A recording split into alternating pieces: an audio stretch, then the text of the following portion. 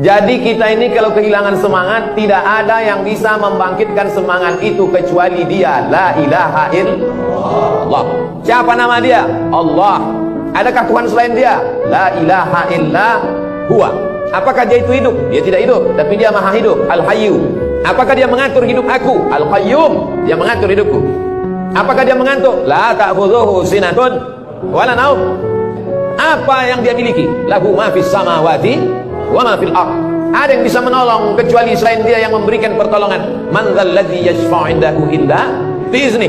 Tahu Dia apa yang ada dalam hatiku, dalam kepalaku. Ya'lamu ma baina aydihim wa ma khalfahum wa la yuhituna bi syai'in min ilmihi illa bima syaa'. Hebat kekuasaan Dia. Wasi'a kursiyyuhus samawati wal ardh. Susah Dia mengurus hidup aku. Wa la ya'uduhu hifdzuhuma. Hebat Dia. Wa huwal 'aliyyul 'azim. Ya Rasulullah, ausini wa aujiz, berikan aku satu pesan, jangan banyak-banyak, singkat, padat. Apa dia? Qul amantu billah tsumma istaqim. Istiqomahlah. Makanya orang yang istiqomah itu balasannya luar biasa. Ketika sebelum malaikat maut mencabut nyawanya, maka malaikat sudah turun berbisik ke telinganya, alladzina qalu rabbuna Allah. Orang yang mengatakan Tuhanku Allah, tsumma istaqamu, dan istiqamah, tatanazzalu alaihimul malaikah, turun malaikat berbisik ke telinganya, alla takhafu, jangan kau takut, wala tahzanu, jangan kau sedih, wa abshiru bil jannati allati kuntum tu'adun, berbahagialah engkau mendapatkan surga yang dijanjikan oleh Tuhanmu, dan yang dapat itu hanya istiqamah. Maka terus berjamaah, alaikum bil jamaah. Ada pengajian, datang. Ada kajian-kajian dekat rumah, di masjid, hadir. Itu salah satu cara untuk istiqamah. Lihat orang sakit, jenguk orang mati, terus berjamaah. Apa yang diinginkan dari solat? Solat yang dilakukan orang pagi, petang, siang, dan malam. Yang diinginkan dari solat itu adalah tanha anil fahsya wal munkar, takut kepada Allah sehingga tidak lagi melakukan perbuatan keji, merugikan diri sendiri, merusak orang lain, wal munkar, perbuatan yang buruk, berbau seksual, melaksanakan yang dapat memutuskan hubungan, merusak alam semesta. Oleh sebab itu Islam mengajarkan kita agar menuntut ilmu. Yarfa'illahu alladhina amanu minkum. Allah mengangkat derajat orang-orang yang beriman di antara kalian. Tapi ada kelebihan orang berilmu. Walladzina utul ilma, orang-orang yang berilmu, darajat, beberapa derajat ditingkatkan Allah Subhanahu wa taala kedudukannya di antara yang lain. Apakah orang yang melakukan perbuatan dosa itu tidak tahu bahwa dia dilihat Allah? Dia tahu, tapi dia lawan pengetahuan. Orang yang melawan pengetahuan imannya secara sengaja, secara sadar, terus dilawannya, maka orang itu disebut fasik. Wallahu la yahdil qaumal fasiqin. Allah tak berikan hidayah kepada orang yang fasik. Sekali dilawan, jauh hidayah. Sekali dilawan, jauh. Makin jauh, makin jauh, makin jauh. Akhirnya dia tenggelam dalam perbuatan fasik. Tahu dia itu haram, dibuatnya juga. Tahu dia itu tak boleh, dibuatnya juga. Tahu dia itu perbuatan buruk, dibuatnya juga. Akhirnya Allah sesatkan dia ke dalam kesesatan yang nyata. Yudillu bihi katsira, banyak orang yang disesatkan Allah. Wa yahdi bihi katsira, banyak orang yang diberikan hidayah, jalan petunjuk oleh Allah. Kalau sedang ada bisikan, kamu mesti berubah, kamu harus lebih baik dari sebelumnya, kamu mesti kuat, itu artinya tanda cinta dari Allah. Kalau sudah ada bisikan seperti itu, jangan dibiarkan. Bahasa Qur'annya, walladzina jahadu fina lanahdiyannahum subulana.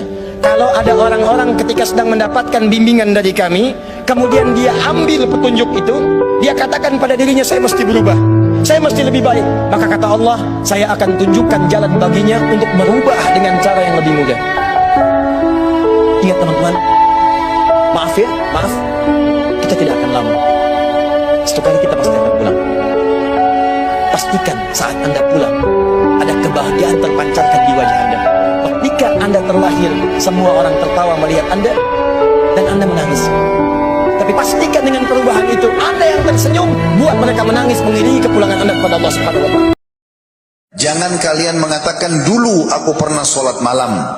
Itu dulu. Sekarang Ingat, buku amal kita setiap hari butuh catatan amal untuk memberatkan timbangan amal kita pada hari kiamat. Karena syaitan yang merupakan musuh kita berusaha agar buku amal kita kosong. Maka setiap kali ada kesempatan kita mau ibadah, selalu syaitan berusaha menggoda kita untuk meninggalkannya. Kalau tidak bisa, minimal menerlambatkannya.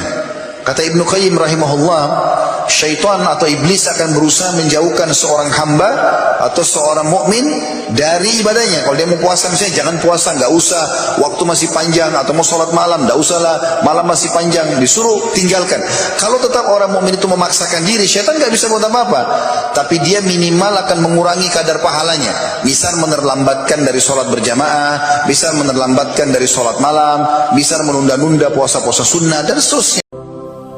Perbarui selalu kapalmu, rawat, jaga baik-baik, dandani kapalmu, karena sesungguhnya lautan ini sangat dalam. Satu bahasa yang indah dari tamsil terhadap kehidupan. Perbaiki kapalmu karena lautan ini sangat dalam.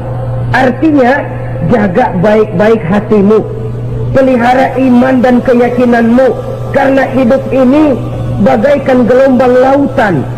Tempo-tempo air tenang, tempo-tempo ombak menggila dan menggunung. Jaga iman baik-baik karena hidup penuh dengan cobaan dan ujian. Itu maksudnya. Dan bawa bekal yang banyak karena perjalanan hidup ini sangat panjang. Perjalanan ini sangat jauh. Ala bidzikrillahi tatmainnul qulub. Jadi kalau sholat Anda benar, hati Anda tenang. Ciri hati yang tenang, dia bisa mengendalikan nafsu dalam kehidupannya. Jadi kalau teman-teman sudah sholat 5 kali dalam sehari, tambah dengan sunnahnya, hatinya belum tenang, pasti ada yang kurang tepat dalam sholatnya. Karena jangankan sholat, tempat sholat saja disebut oleh Quran tempat yang menenangkan. Anda dari rumah, datang ke masjid, begitu dibuka pintu masjid, melangkah, ada ketenangan tersendiri. Ada lain teman-teman. Makanya saya beri saran sedikit ya. Ikuti pola sahabat dulu. Itu mereka apapun pekerjaannya, ada pengusaha, ada pedagang macam-macam. Itu kalau selesai bekerja, itu nggak langsung ke rumah Pak, teman-teman. Mereka mampir ke masjid. Begitu keluar dari masjid, yang dibawa itu aura masjid. Dia nyampe rumah itu bukan aura pekerjaan. Coba mampir, begitu keluar sudah ada ketenangan dalam jiwa. Enak.